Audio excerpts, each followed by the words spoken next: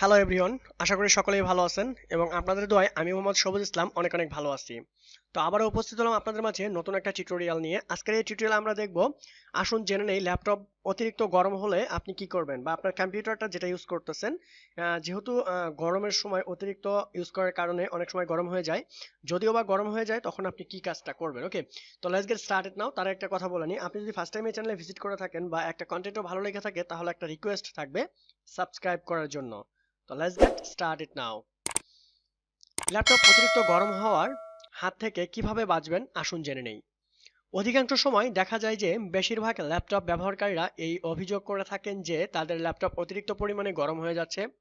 আসুন জেনে নেই তার কারণ। কিভাবে খুব সহজেই এ থেকে বাঁচবেন। যদিও এটি ট্রিক্স আপনাদের সাহায্যে বা অসংখ্য কাজে লাগতে পারে বলে আমি আশা করি। তো কথা না বাড়িয়ে চলুন শুরু করি আজকের এই ভিডিও।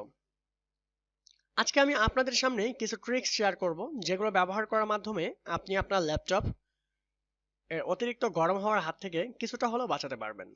বেশিরভাগ ল্যাপটপ অতিরিক্ত গরম হওয়ার পিছনে অনেকগুলো কারণ থাকতে পারে। নিম্নে কিছু বর্ণনা করা হলো। ল্যাপটপ রাখুন সমতল স্থানে, যেখানে উঁচু নিচু না, সমতল একটা স্থানে রাখতে হবে।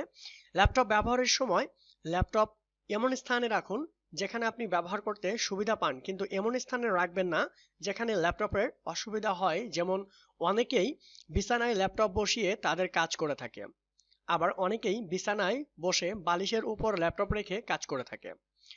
এই কাজ করা থেকে বিরত থাকুন, তাহলে আশা করা যায় যে আপনার ল্যাপটপের কিছুটা হলেও আগের থেকে গরম হওয়া কমবে। ল্যাপটপে এমন স্থানে রাখুন যেখানে ল্যাপটপ আলো বাতাস প্রবেশ করতে পারে, যেমন আপনি টেবিলের উপর রাখতে পারে কাজ করতে পারেন, ঠিক আছে।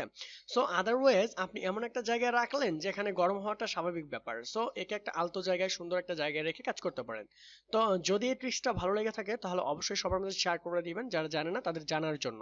তো thank you so much watching this tutorial. Next কোনো টিউটোরিয়ালে আবারও দেখা হবে।